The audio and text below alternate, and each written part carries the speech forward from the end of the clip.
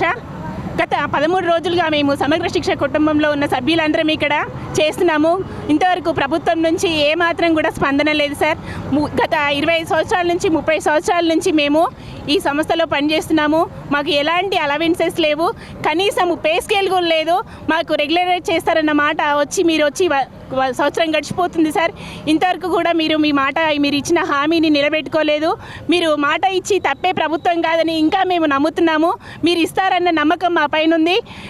మాకు ఖచ్చితంగా మీ ప్రభుత్వం మీద నమ్మకం ఉంది సార్. మమ్మల్ని రెగ్యులరైజ్ చేస్తారని నమ్ముతున్నాము, ఆశిస్తున్నాము. ఖచ్చితంగా మేము రెగ్యులరైజ్ సాధించుకుంటాము.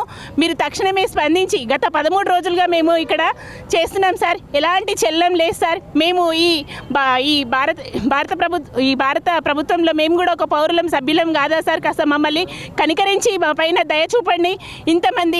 ఇన్ని రోజులుగా మేము చేస్తున్నాం సార్. మాకు ఎలాంటి స్పందన మీ నుంచి రావట్లేదు. ఛాయ్ తాగేలోపు మా సమస్యలన్నీ పరిష్కరిస్తామని మీరు హామీ ఇచ్చారు. ఇలాంటి ఛాయ్లు సంవత్సరం నుంచి ఎన్నయ్యాయో సార్, అది మీకే తెలవాలి సార్. కొంచెం దయచేసి మా పైన కండ్రు నుంచి కనికరించగలరని మర్యాదపూర్వకంగా మేము 13 రోజుల నుంచి ఇక్కడ ఎన్నో సమ్మెలు చేసుకుంటూ మా సంఘీభావాన్ని తెలియజేస్తున్నాం సార్. మా బాధ, మా ఆవేదన మీ వరకు ఇంకా చేరుకోవట్లేదా సార్? ఇంకా మేము ఎలాంటి బాధలు, క్షోభలు అనుభవించాలి సార్? మేము చాలా మిమ్మల్ని విన్నవించుకుంటున్నాము. దయచేసి వేడుకుంటున్నాం సార్. ఇంతమంది ఆడబిడ్డలం, ఇంతమంది అన్నలు ఉన్నారు సార్ ఇక్కడ. కొంచెం మమ్మల్ని దయచేసి కరుణించి కనికరించండి సార్.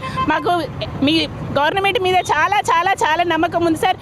మాట ఇచ్చి తప్పే ప్రభుత్వం కాదు సార్. మీరు అన్న మాట నిలబెట్టుకోవాలి. ఇది ఈ ప్రభుత్వం యొక్క సంవత్సరాల నుండి మేము ఈ సమగ్ర శిక్ష కింద పనిచేయడం జరుగుతుంది. మాకు ఎలాంటి బెనిఫిట్స్ లేవు.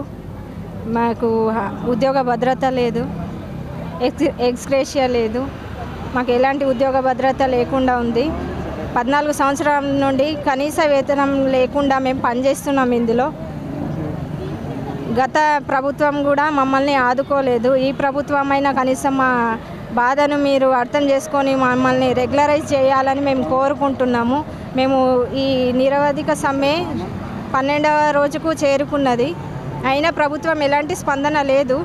దయచేసి మా బాధను మీరు అర్థం చేసుకొని వెంటనే మమ్మల్ని రెగ్యులరైజ్ అయినా చేయాలి. అంతవరకు మమ్మల్ని పే స్కేల్ అయినా ఇప్పించాలి, ఎంటీఎస్ అయినా ఇవ్వాలని కోరుకుంటున్నాం. ఈ సభాముఖంగా మేము ఒకటే విన్నవించుకుంటున్నాం సార్. మేము కూడా తెలంగాణ ఆడబిడ్డలమే కొట్లాడి తెచ్చుకున్న తెలంగాణలో దగాపడ్డం, మోసపడ్డం సార్. మీకు ఈ ఆడపిల్లలు మీ అక్క చెల్లెలు లాంటి వాళ్ళే కదా, మమ్మల్ని ఎందుకు అర్థం చేసుకుంటలేరు? మేము రెగ్యులర్ ఉద్యోగులకు వారి వాళ్ళ విధంగానే మేము కూడా పనిచేస్తున్నాం. ఇందులో ఎలాంటి మెటర్నిటీ లీవ్స్ కూడా లేవు. కొన్ని శాఖల వరకు మెటర్నిటీ లీవ్స్ కూడా లేకుండా ఉంది. ఉద్యోగ భద్రత లేదు. ఎక్స్గ్రేషియా అయినా కల్పించాలని కోరుకుంటున్నాము.